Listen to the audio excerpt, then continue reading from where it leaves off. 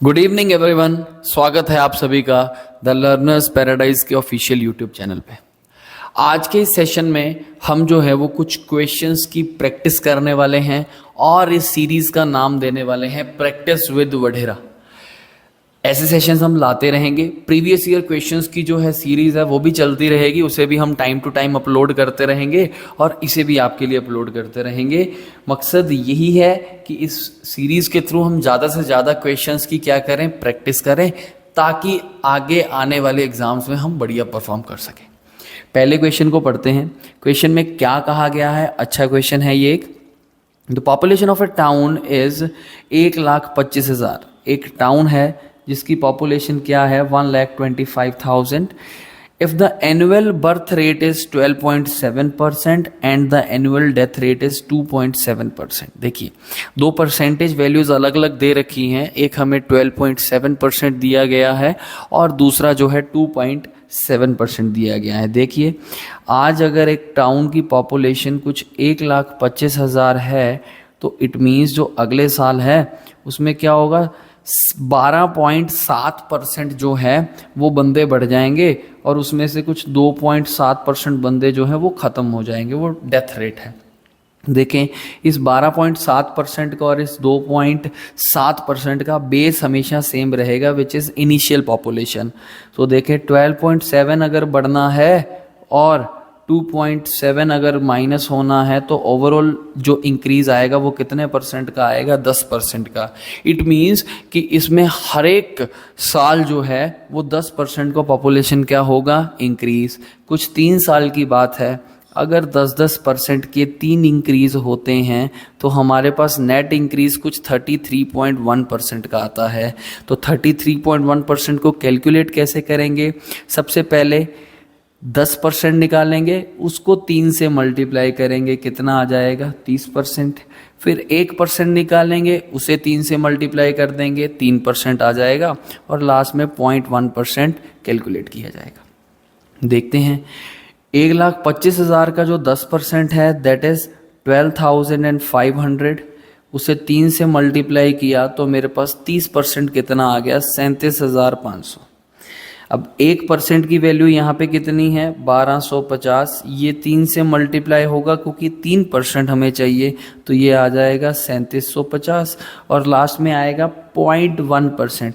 अगर 1% इसका 1250 है तो 0.1% कितना होगा, 0.1% विल बी 125।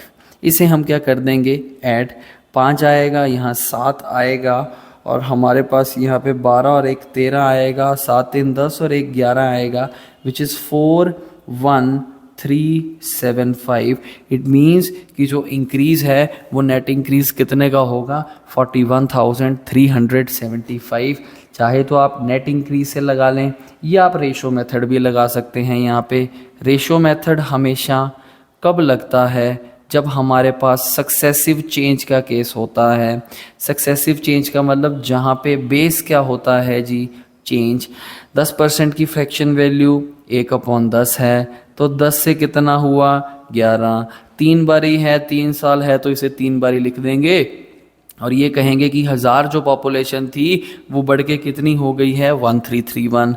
1000 यानी इसकी वैल्यू आपको दे रखी है 1,25,000 और पूछा ये गया है कि इंक्रीज कितना हुआ, तो 331 पार्ट्स की आप वैल्यू निकाल देंगे।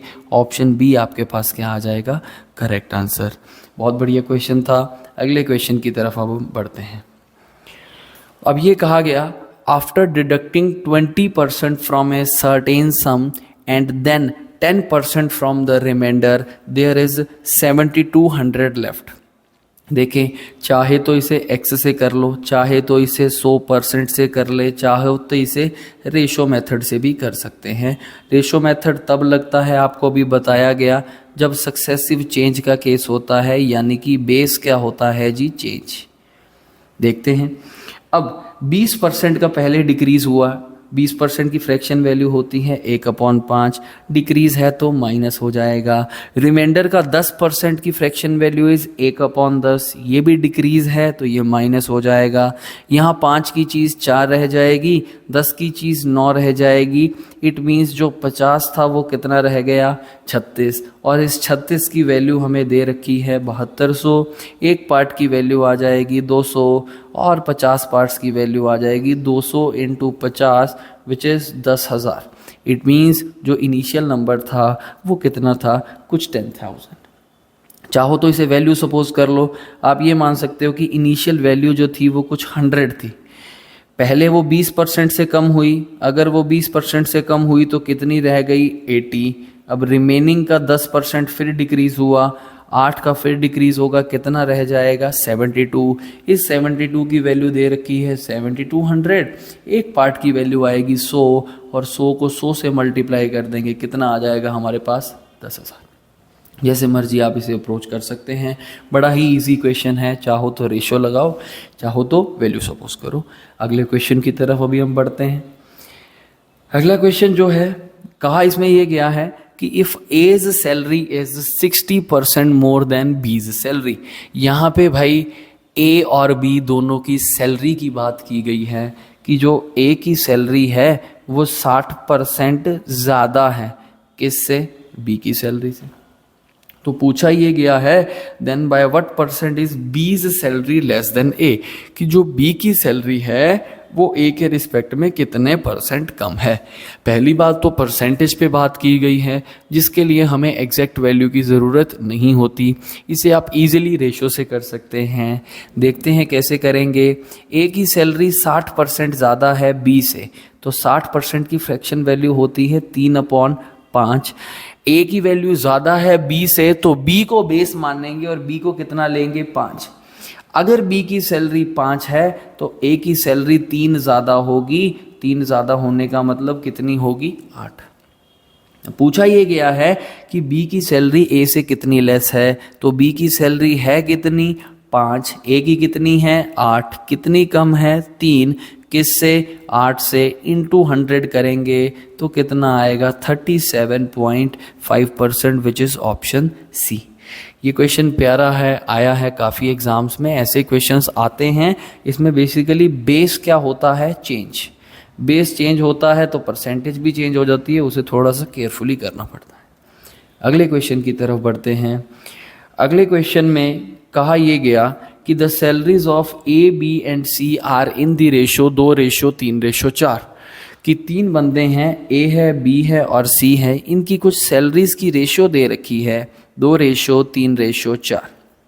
इट मीन्स कि अगर ए कुछ 2 पार्ट्स कमाता है, बी 3 पार्ट्स कमाएगा और सी जो है कुछ 4 पार्ट्स कमाएगा। हमें सैलरीज की एग्जैक्ट वैल्यू नहीं दी गई, हमें सिर्फ रेशो दी गई है। ये एस लिख लिया, एस का मतलब सैलरीज। ये ए की बात हो गई, ये बी की बात हो गई और ये हो गई बात सी की। अब क्या हुआ, if increments of 30%, 20% and 10% and are allowed respectively, यानी कि जो ए की सैलरी है वो 30% से बढ़ा दी गई, बी की सैलरी 20% से बढ़ा दी गई और सी की सैलरी 10% से बढ़ा दी गई। हर एक परसेंटेज का एक बेस होता है, तो ए की सैलरी 30% से बढ़ेगी, उसका बेस क्या रहेगा, ए की सैलरी। बी का बेस क्या रहेगा, बी की सैलरी। और सी का बेस क्या रहेगा, सी की सैलरी। अब जब ए का 30% कैलकुलेट करने के लिए निकलेंगे तो वो हमारे लिए थोड़ा सा कैलकुलेटिव हो जाएगा, क्योंकि वो पॉइंट्स में आ जाएगा। इसे सिंप्लीफाई कैसे करें, ये देखें आप यहाँ पे।